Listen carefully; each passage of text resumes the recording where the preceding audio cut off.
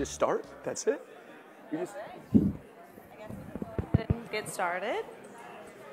I think it's working. There we go. All right. Hi, guys. I hope you're enjoying day one of Everflow Connect. I'm Rachel. I work on the sales team. I'm happy that y'all can join us for this panel. I am joined here by Drew, Ioana, and Danny. So if y'all wouldn't mind just starting this off by giving us a little background of what you do at Everflow. Can everyone hear me? You know what? I don't need it. You don't need it. Hi, everyone. I'm Drew. I'm a director of business development. I hire and train our newer salespeople. I do whatever I'm told, and I close deals for us. Occasionally. Okay, Drew. So what do you do on the marketplace? Well, I was one of the people that founded it with Ioana. We kind of put it together as far as like when we were getting it going and matching people with the right publishers. So we were there since the birth of this brainchild, if you will. Hi, I'm Ioana, and I'm the marketplace team lead. As Drew mentioned, we basically started this program of curating partner introductions for our clients. And we are also managing the marketplace as an Everflow entity or product. I'm Danny. I'm also on the marketplace, but I am managing all the partners. All right. Thanks, guys. So what is your most relevant experience around partnerships and marketing? So I used to work at an agency where I would bring on affiliates and brands. And then before that, I worked at a network where I did pretty much the same. And then when we got started in this marketplace that we were doing, Ioana and I did most of the, I guess, finding the initial publishers to make it work and get it off the ground. Okay. I used to work in user acquisition and marketing for mobile gaming companies. And then about 6 years ago, I joined the affiliate industry in Amsterdam. And afterwards, I've joined Everflow. And right now, I am basically managing Everflow Match, which is our curated partner introduction program. Let's put it like that. So for the past 4 years, I worked with a network, and I had a book of about 4,000 partners that I managed and onboarded. And I did everything from checking them from a compliance standpoint to scaling them on anything that was relative to what they needed to run. And what is one goal that y'all really want to achieve this year? I go last. So one goal for me, I would say I'm looking to match, I want each publisher to at least have one offer that they can run and scale. It is hard because I feel like we have so many good, ambitious projects to pick from. I think one of the most important ones right now for me personally is to grow the marketplace and make it more accessible and make our customers use it more and find the right partners that they need. That's a good question. How are you going to follow that up, Drew? That's a good point. I would say to have probably any sort of brand, no matter what vertical they're in, be able to come through and have the exact amount of, like the same amount of publishers across the board available for them. I think right now we specialize in some verticals more than others, and I think having the ability to have everyone on and basically anyone to say yes as opposed to just saying yes and being like, meh, kinda, that would be my goal. I think that's great. Thank you. So Everflow's approach has always been for helping brands find a couple core curated partners that form a cornerstone of their affiliate program, and then having them grow past that with their own relationships or agency network help. In your opinion, what makes Everflow's approach to the marketplace stand apart from the others? Not all at once. So,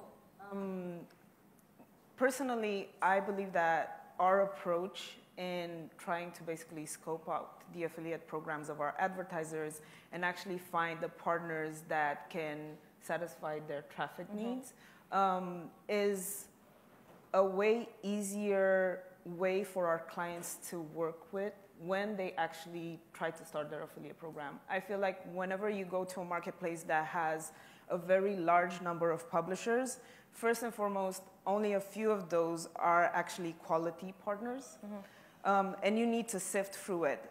especially if you're at the beginning of the road, it will be very hard for you to connect with them and to draw their attention because you don't have the connections. And you also probably don't know exactly who to pick from that very big list. Whereas with us, we really try to bring in only, let's say, a certain type of partner. We try to vet them before we let them come into the marketplace. And also, we try to match them in a way with the advertiser. And to that point, we also have a feature in our marketplace that is going to be released. It's called the Match Score, where we take a few data points from the advertiser and from the partner, and we show you who is a better match for your offers or your type of traffic.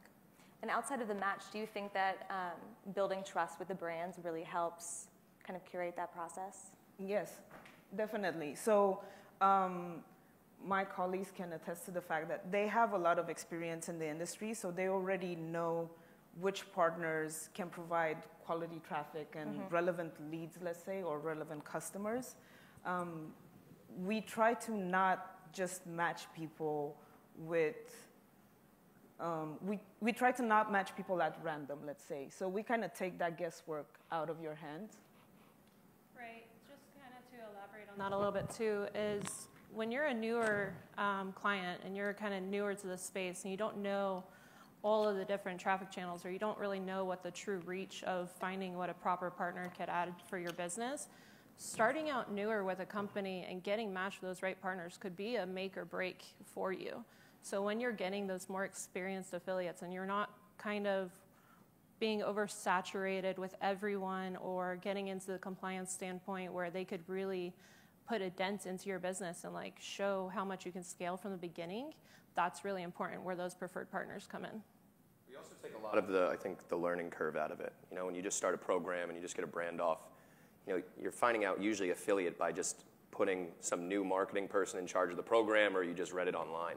And so we do a lot of the like trial and error that everyone goes through of like, man, SMS and all this sounds like a great idea. But going through and being like, all right, like this is how that works. This is where things are going to kind of pick up. This is where things are going to fall off. Do you still want to run it? And kind of being able to give them that kind of, I would say, beginning tutelage to get them in that process of like, okay, well, this would be how we'd like it to look. And to add to this, because we've been speaking a lot from the advertisers' perspective, when it comes to publishers, we also try to not just leave them navigate the marketplace by themselves. So we try to bring relevant business opportunities in front of them as well, not just inundate them with a bunch of offers that are not really going to generate any business. Awesome, that's great.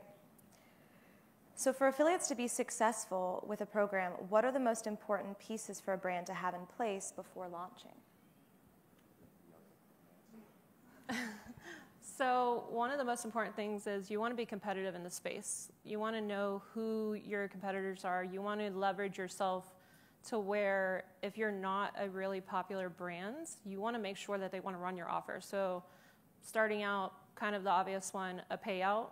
You want to be competitive. You want to run where the affiliate can scale, that they can continue to fund their budgets, and they not only are looking for long-term growth on their ends, but they're also looking to benefit your product as well. So that is the first obvious choice, but then you can also add in flexibility. If you are flexible in going into it knowing that the affiliates are there to help you, that they want you to have success because that's the only way that they're going to have success, and take that feedback that they're giving you, that's going to be really beneficial for someone who comes in kind of closed-minded and not really have a game plan of understanding that they have been in the space, they have the experience, and that they are there to work with you. I always just say flat rate payouts, but it's not always the case. There's obviously certain like lead gen campaigns, especially these days where, you know, back end loan amounts and stuff is what people want, like the rev share on. But in my opinion, like publishers are just always simple creatures that just want things easy for them, given to them nice in a basket. And so this with like a flat rate, if you get $10 for any time you do this, it's a lot easier for someone to be like, oh, okay, yeah, we'll try that. So how would you navigate a situation if a brand, you know, really wanted to move forward with a rev share and obviously the affiliate would prefer the flat rate? I mean, at that point, it's program to program. You know, you can only tell somebody so much what your thoughts are, and our whole team can only do so much as far as like where we think it would work. You know, we have plenty of people who come in who have an idea of what affiliate marketing is going to work, and by God, they're going to stay their guns whether it works or not. So it's kind of just on their hands. We can give them the tools. It's their hands that decide to use them. Yeah, no, that's a fair point. How do you determine if a partner is a good fit for a brand's affiliate program? So kind of like how when we're onboarding you as a client or an advertiser and we're looking at your content, we're seeing if it's going to be a real fit. We're doing the same thing with our partners. We're looking through their content. We're looking at their experience. We're looking at the traffic channels that they're running through and monetizing that into the best match.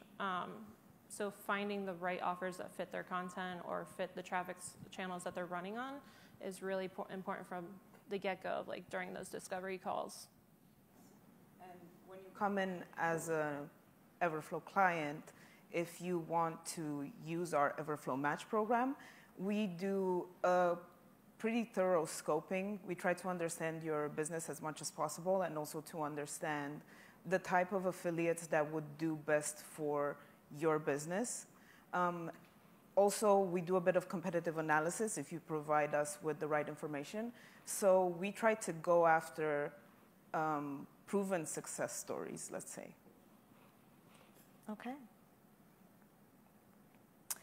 And what have you seen as the best ways to motivate affiliates to join a new program?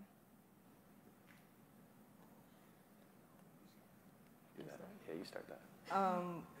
I personally, I think that a lot of times people try to motivate affiliates with short-term wins, whereas what I've seen as the best strategy is really the willingness to create a long-term partnership and to have a win-win type of relationship where you know that your business is getting a lot of value from what they're doing, but in the same time, their business is also profitable because they partner with you. I think also like understanding your brand. Like some people want to like pay Walmart prices when they're nowhere near that. Like understanding that an affiliate might be something that you are paying as a content piece or you are paying as like a down payment as opposed to like a performance rate. And like kind of understanding what your own brand equity is to kind of come through and I guess understand like, okay, like I can actually work with this affiliate with that model. Yeah, definitely. So for a traditional affiliate program, what are the major different categories of active affiliates? So we were all talking about this outside. We were going through back and forth of like, I guess, different categories. So obviously if you want to go through yours, to where you have your emailers, you have your media buyers, and then you have your influencers. Like those would be the biggest categories, and then you have all your subcategories where it goes into the SMS, Facebook, TikTok, social media, native, Taboola. So you go into all those categories, but I would say mailers, media buy, and influencers would really break them down. Also depending on like what market you're in, like a referral program obviously is very different for an e-com product versus a B2B product where your referral partners are a majority of probably what you're getting your good traffic from. So at that point, they're not really influencers. They're more like like-minded companies in the same space. And that would probably be another. We can sit here and probably talk about categories until tomorrow if we dive deep. So I think that's, you guys covered it. It's good. Have you seen any innovative or exciting new types of partners that have been driving success? Very guilty of loving social media traffic. So coming from like the OG days where Facebook was absolutely killing everything and before their AI took over and kind of shut everyone down. So going from that transition into the Snapchat and Instagram to where the quality wasn't the greatest and you're getting kind of like a lower demographic or whatever the case may be into TikTok. That is my new favorite. It works for everything. It is the new Facebook. I think you're really getting into targeting everyone. I mean, my grandmother is on it. So you're really getting access to everybody, but you're not fighting against yourself with the AI of Facebook right now. I'm a fan of content, specifically video content. So I like companies that partner with influencers, create the content, and then also use it to media buy. I find that very, very interesting. And I think that's also, given that the space is moving more and more towards privacy, I think it's very important to own your audience. So that helps a lot, in my opinion. I also think it's not like a new source, but just an approach to taking content. You know, somebody like an Intelcio who does a good job, I think, of diving in and finding individual content and content producers as opposed to spamming out to a bunch and doing like almost like a programmatic content type of buy, which a lot of people do, but finding the individual people and doing that, and I guess harnessing that relationship and growing that relationship as if it was like a normal affiliate. I think stuff like that and kind of looking at that approach, although it's like the same kind of traffic, is a different way of approaching that traffic and making it work. Okay.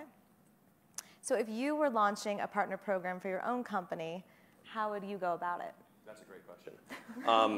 I personally would call Ross Moore. He lives in Florida, everyone. He's a great guy. And I'd tell him, hey, Ross, I'd go, I'm looking for Everflow Plus, real low touch, buddy. You're not going to need to teach me anything, but he will.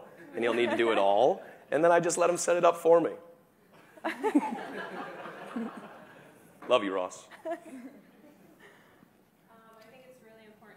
Do it with a flexible budget of knowing that every plan that you go into it, you're not going to have like everything work out. So know where you need to be flexible and know where you can spend the budget to actually maximize, like using Everflow Plus. Everflow Match. I would do the same thing that I'm doing right now for our clients. I think it's very important, one, to have a clear objective in mind and kind of have your budget with some flexibility there.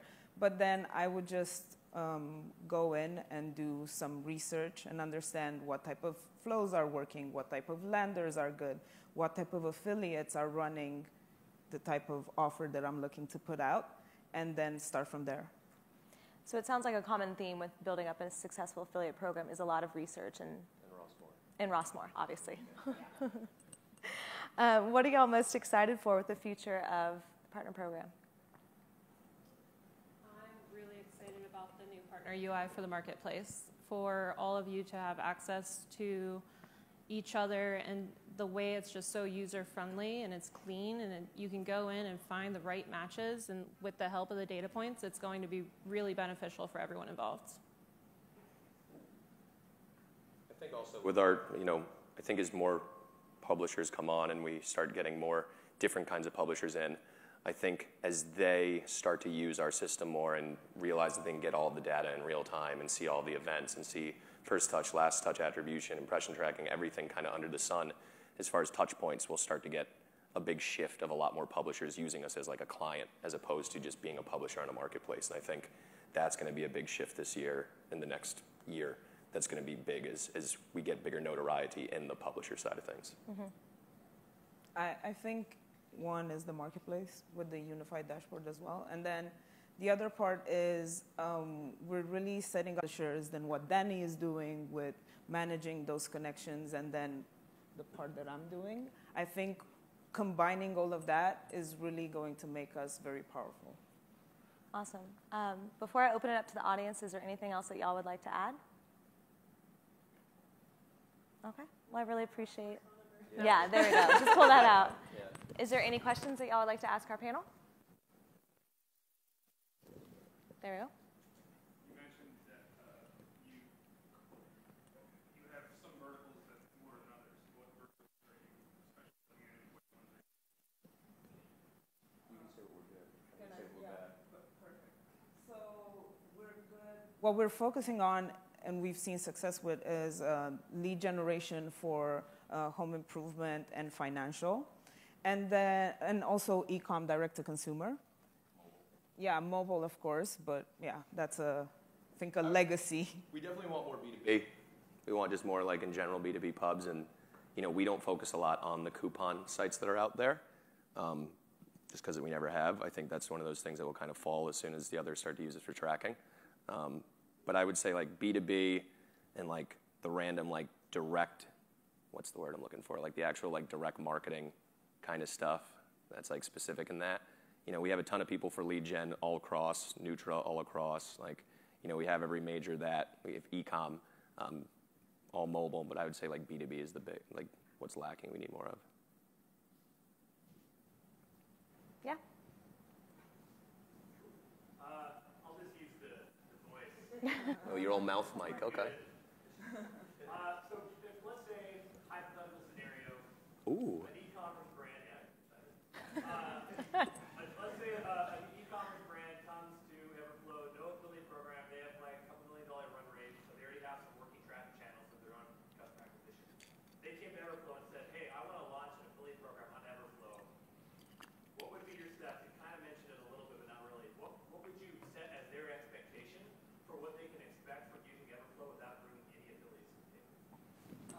I can You start. could take this off. It depends, and the reason I say this is because obviously, as I said, we do research, so we have kind of like a standard set of questions that we ask to understand better where you're going, where you want to go with your affiliate program, and then from that point, if there is really nothing existing, we will give you the pointers to actually build or start building your affiliate program, and then we will help you recruit the affiliates. It really will depend, the expectations will depend on how you respond to that feedback, and are you willing to actually implement the changes that we're giving, the changes from the feedback that we're giving. And then also, it will depend on the type of affiliates you would like to work with, because let's say we can bring in a huge media buyer, but you only want to work with influencers. It's not going to be the same. The results are not going to be the same. I think it's very, to that point, it's very much manage expectations across the board. Yeah. You know, like to the thing I said earlier, you know, you're not Walmart, don't pretend like you are. Like having somebody come in and be like, look, we can definitely find people for you, but you're not paying on a performance basis. You're going to need to get started by paying for the people. Because like any money talks for anybody who's at least big enough. Like even if you're a brand new brand, you can still pay thousands to go on a big publisher and they'll still run it somewhere. So as long as you manage that expectation, and to that point too, what she was saying with, you know, okay, you want to make this amount of money with just local influencers? Okay, like, no. You know, so kind of like getting that all aligned and being like, are you willing to do this? And what's your idea of an affiliate program to you? How do you want it to work? Because we get a ton of people that come through the door that literally just throw who's ever the most junior on and be like, hey, set up your affiliate program, all right? Yeah. And so then they come through and you're like, okay, things like, do you have a CRM? Do you have an MMP? Do you have, where are you collecting, storing the data, taking from it? And they're like, those are all great questions. Yeah. So it's just kind of, I think, managing that expectation and then just being blunt about like, this is going to work, this isn't, you're going to hate this, but you can try it out. I think it is important to add, too, when you come in and you're looking for that program for us to help you, we do have a process in place to where if you have targets of affiliates that you want to go after and that you don't have access to or they just aren't answering you, that is part of why we are here as well, because we will reach out to those partners. We want to work with them as well. So if you know people in the space that are targets for you, we will go after them. Yeah. And we connect in publisher discovery if you want to jump in and go through that. Any other questions? Yeah, Chris? No, you don't need a mic. He wants the mic. I've been reading the comments, and some of the people online have been saying that they can't hear the questions, so that I'm thinking of them. Consider it. Thank you. So, two questions. The first, do we have a picture of Ross that we could throw up on the screen? Oh, I wish. We're not ready, but we'll get one. We'll get one for you. And the second question is, you talked a lot about helping the advertisers through maybe some of their setup issues. I'm wondering if you ever have the same problem with affiliates, like where they just don't know what they're doing, and you kind of give them pointers to, if you do it this way, it'll work a little better. Coming from a network where we worked with everyone from every level of experience, that is something that I did daily. I would have to give them key points to optimize their ads. I would use their competitors to show them what was working. I would compare their CVRs and EPCs to other affiliates and show them that the offer is working, and if they just fine-tuned it quite a bit, that they could maximize more. But there's a little differentiator because we are working with preferred partners. We aren't onboarding people who don't have experience in the space. So that's really important to know that you're going to go into it working with someone who knows what the space is like. They know what landers to use. They know what works for their traffic, and that's really important. And we're definitely doing like the obvious like tech setup help. Anything as far as like what to pass where and how to set up what you're getting for tracking. You know, that's all obviously troubleshooting until it's working. Good questions.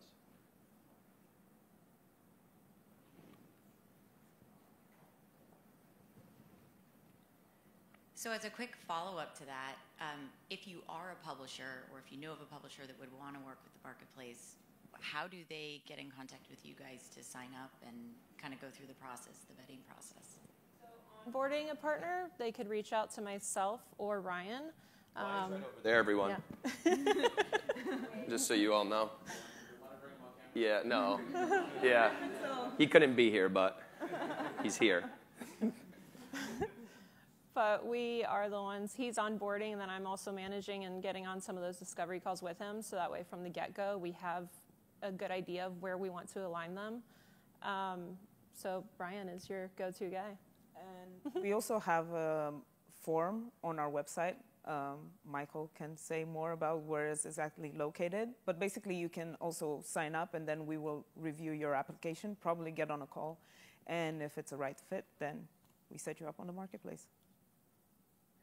Yep. Yeah, we have.